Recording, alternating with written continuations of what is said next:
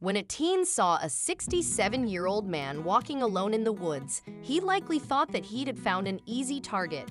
After donning a mask, he attempted to rob the stranger. Unfortunately for him, he paid a bitter price. A case out of Upper Darby, Pennsylvania, involving an unnamed 67-year-old robbery victim and 18-year-old Tyler Williams of West Philadelphia, received national attention after the teen made a fatal mistake. After spotting the 67-year-old man walking a path in the woods at Cobbs Creek Park, Williams decided to confront him and demand cash, ABC6 reported. Williams had armed himself with a gun. There was one big problem, however. The teen had set out to make his intended victim believe his life was in danger, but the gun was actually a toy, according to NBC 10. Unfortunately for Williams, he succeeded in making the 67-year-old man believe his life was legitimately threatened. After the masked assailant approached the older Pennsylvania man in broad daylight on that fateful Wednesday and pointed what later turned out to be a pellet gun in the man's face, a brief physical altercation ensued. The intended victim grabbed the gunman's firearm, deflecting it away from his head, as he simultaneously pulled out his own .38 caliber handgun. Fearing for his life, the man shot Tyler Williams in the head, dropping him to the ground. The 67-year-old then exited the woods and called the police, who arrived only to realize the gun Williams had used in the attempted robbery was fake. But even the police thought the pellet gun was real until they got a closer look at it, according to Upper Darby Police Superintendent Michael Chitwood. Williams died at the scene. He was found with the pellet gun, a mask, and half a dozen cell phones on him. According to the Delco Times, the shooting was ruled justifiable after it was determined that the intended robbery victim was a concealed weapons license holder with no previous criminal record.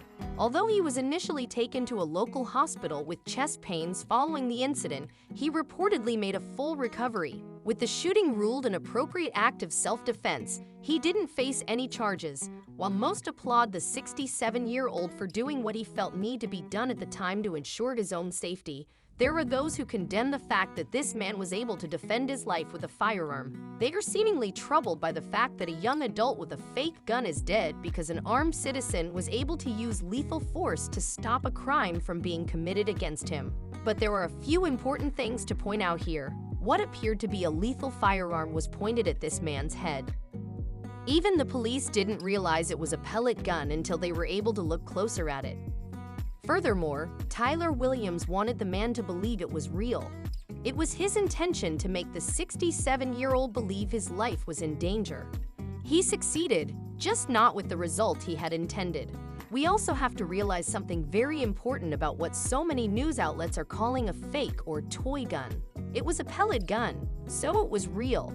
It just isn't typically lethal against humans. However, it most definitely can be. The U.S. Consumer Product Safety Commission has reports of about 4 deaths per year caused by BB guns or pellet rifles. According to a CPSC safety alert, the risk of death is increased if you are hit in the eye or head. This gun, which is not a toy no matter what NBC's headline says, was pointed at the robbery victim's face, so his reaction was justified, just as police determined. We should be able to walk on a path in the woods of a park without any type of gun being pointed at our head by would-be robbers. Sadly, that's not the world we live in. But perhaps if more of them realize that their criminal acts might cost them a bitter price, including their own life, they might think twice. Yes, in this day and age in the great country of America, you don't know who might be armed. While that might sound scary at first, just remember, if you don't try to commit a crime, you won't have to find out who is legally carrying a gun and who is not. On the other hand, if a criminal decides to prey on someone who looks weaker, elderly, or frail, they just might find out why a gun is called the Great Equalizer. It's unfortunate for anyone to die, but if it comes down to an innocent civilian and a person committing a crime, the choice seems obvious.